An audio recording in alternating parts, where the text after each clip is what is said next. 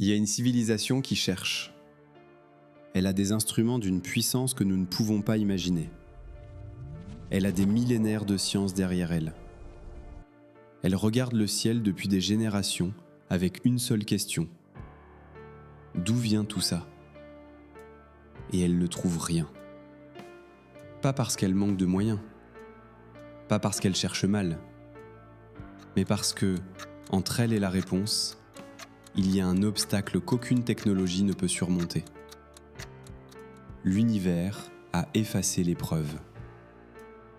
Ce que cette civilisation cherchera désespérément dans quelques milliers de milliards d'années, toi, tu peux le voir ce soir, en sortant, en levant les yeux, sans aucun instrument. En 1924, un astronome pointe son télescope vers une tache floue dans le ciel. Cette tache, les astronomes la connaissent depuis des siècles. Ils l'appellent la nébuleuse d'Andromède et pensent que c'est un nuage de gaz à l'intérieur de notre galaxie. Edwin Hubble regarde plus attentivement.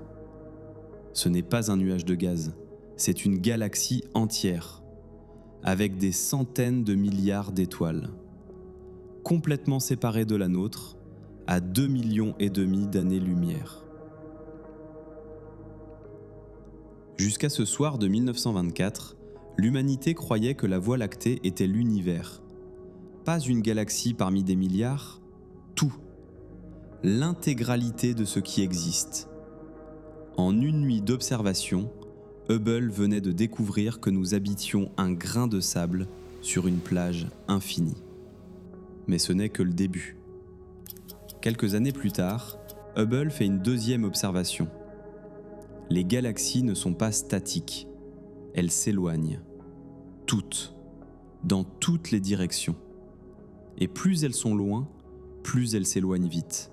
Il y a une seule façon d'expliquer ça. Une seule. Remonte le film. Si tout s'éloigne de tout, alors dans le passé, tout était plus proche. Et encore plus proche. Et encore. Jusqu'à un moment, un seul, où tout était au même endroit. L'univers a un commencement.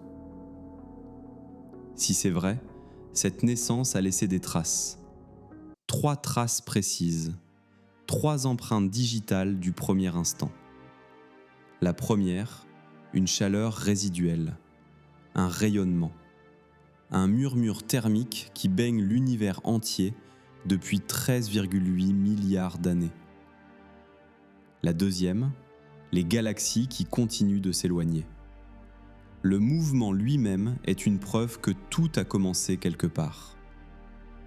La troisième, et c'est celle-là qu'on oublie le plus souvent, la chimie. Dans les premières minutes du Big Bang, les conditions étaient si extrêmes que des éléments ont été forgés. De l'hydrogène, de l'hélium, du deutérium, dans des proportions très précises. Aujourd'hui encore, environ un quart de la masse visible de l'univers est de l'hélium primordial. Ce rapport exact, 25%, est une signature de la naissance. La première preuve a été trouvée par accident. En 1965, 2 ingénieurs de Bell Laboratories dans le New Jersey calibrent une antenne radio géante. Ils captent un bruit parasite, un souffle constant, uniforme, qui arrive de partout en même temps. Ils vérifient leurs câbles, ils recalibrent, ils cherchent la source. Ils trouvent des fientes de pigeons dans le récepteur. Ils nettoient, ils recommencent. Le bruit est toujours là. Ce bruit venait du ciel entier, de chaque direction simultanément. C'était le rayonnement fossile, l'écho thermique de la naissance de l'univers, la chaleur du Big Bang, diluée sur 13,8 milliards d'années, refroidie à 2,7 degrés au-dessus du zéro absolu. Presque rien, mais encore là. Arnaud Penzias et Robert Wilson venaient de trouver, en cherchant des fientes de pigeons, la preuve que l'univers a un commencement. En quelques décennies, l'humanité était passée de la Voie lactée est l'univers entier, A, nous avons une photographie de la naissance du cosmos. La question la plus ancienne de l'espèce humaine avait une réponse, une vraie, vérifiable, mesurable. Voilà ce qu'on sait depuis les années 1990. Non seulement l'univers s'expanse, il s'expanse de plus en plus vite, il y a une énergie mystérieuse, on l'appelle l'énergie noire, qui représente aujourd'hui environ les 2/3 de tout le contenu énergétique de l'univers et qui pousse les galaxies à s'éloigner de plus en plus rapidement. Ce détail a une conséquence que la plupart des gens n'ont jamais entendue. La lumière voyage vite, mais elle a une limite. Et si une galaxie s'éloigne suffisamment rapidement, pas parce qu'elle se déplace dans l'espace, mais parce que l'espace lui-même entre elle et nous grandit, sa lumière ne peut plus jamais nous atteindre. Pense à une flamme allumée au bout d'un couloir qui grandit sans fin. Si le couloir s'allonge plus vite que la lumière ne se propage, cette flamme disparaît de ta vue, non pas parce qu'elle s'est éteinte, mais parce que l'espace entre elle et toi est devenu infranchissable. C'est exactement ce qui arrive aux galaxies les plus lointaines. Elles brillent toujours, mais leur lumière ne nous atteindra plus jamais. Dans quelques milliers de milliards d'années, une durée comparable à la vie des étoiles les plus longévives de l'univers, il ne restera rien à voir. Toutes les autres galaxies auront franchi l'horizon. Un astronome de cette époque regardera le ciel et ne verra que les étoiles de sa propre galaxie. Mais il reste le rayonnement fossile. Lui aussi s'efface, juste plus lentement. Ce rayonnement a été émis il y a 13,8 milliards d'années.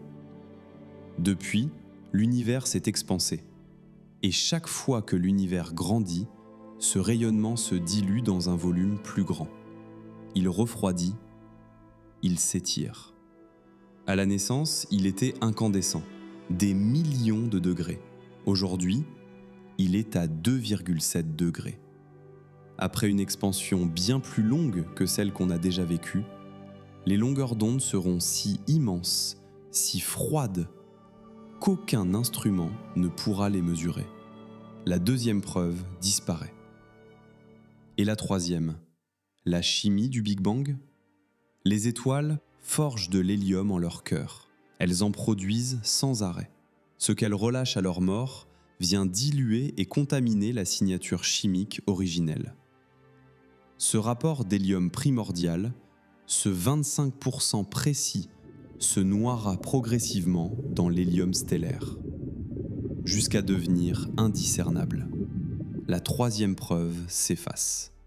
En 2007, deux physiciens, Lawrence Krauss et Robert Scherer, ont publié un paper dans une revue scientifique de premier rang. Ils ont fait le calcul. Ils sont arrivés à une conclusion qu'ils ont eux-mêmes appelée la fin de la cosmologie. Une civilisation dans la Voie lactée regardera le ciel. Elle verra un univers qui semble statique, isolé, éternel. Pas de galaxie extérieure, pas de rayonnement fossile détectable, pas de signature chimique du Big Bang. Aucune des trois preuves. Elle pourra conclure rationnellement, scientifiquement, après des siècles de recherches rigoureuses, que l'univers a toujours existé, qu'il n'y a rien au-delà de ces étoiles. Et elle aura tort. Krauss ajoute une précision qui change tout. Cette civilisation future sera peut-être capable de deviner que son univers n'est pas éternel. Des indices internes à leur galaxie pourraient le suggérer. Mais elle ne pourra jamais déduire que le commencement était un Big Bang. La distinction entre quelque chose s'est passé et voilà précisément ce qui s'est passé, cette distinction sera à jamais impossible à instruire. Cette image, cette mosaïque de chaud et de froid que tu vois là, c'est la lumière la plus vieille de l'univers, émise 380 000 ans après le Big Bang, quand le cosmos était enfin suffisamment refroidi pour laisser la lumière voyager librement. Nous sommes les archivistes d'une bibliothèque en feu. Et la plupart d'entre nous ne le sait même pas. Je veux être précis sur quelque chose parce que c'est facile de mal comprendre ce que je dis. Je ne dis pas que nous sommes spéciaux. Je ne dis pas que l'univers nous attendait. Je dis que la vérité sur l'origine du cosmos est un document. Et ce document a une durée de vie. Chaque photo du télescope James Webb est une lecture du passé. Ces galaxies, on les voit telles qu'elles étaient 800 millions d'années après le Big Bang. Ce n'est pas urgent à l'échelle d'une vie humaine, pas même à l'échelle de notre civilisation. Mais à l'échelle cosmique, nous vivons dans la seule ère où cette question a encore une réponse lisible. On croit souvent que le progrès scientifique est linéaire, que chaque génération en sait plus que la précédente, que le futur aura forcément plus de réponses. Ce n'est pas vrai. Il y a des questions que les générations futures ne pourront pas poser. L'évidence aura disparu. Lawrence Krauss, à la fin de son paper, tire une conclusion inattendue. Nous pouvons voir des choses que les civilisations futures ne verront jamais. Ce n'est pas une raison d'être satisfait, c'est une raison d'être humble. Parce que si l'univers dissimule des preuves à nos successeurs, il nous en dissimule certainement aussi. Ce qu'il appelle l'humilité cosmique. La curiosité scientifique n'est pas une posture intellectuelle. Ce n'est pas une valeur qu'on pourrait remplacer par une autre. C'est une réponse à une contrainte physique réelle. La prochaine fois que tu sors la nuit, cette tache floue que tu peux voir à l'œil nu vers la constellation d'Andromède, c'est une galaxie entière. Des centaines de milliards d'étoiles. La lumière qui touche ta rétine en ce moment a quitté cette galaxie 2,5 millions d'années avant ta naissance. Elle a traversé un univers en expansion constante, dans un froid absolu, en ligne droite, pendant plus longtemps que n'existe l'espèce humaine. Et elle est arrivée jusqu'à toi. Toi, tu la vois ce soir. Pendant que l'univers efface ses traces, il y a encore des yeux pour les voir.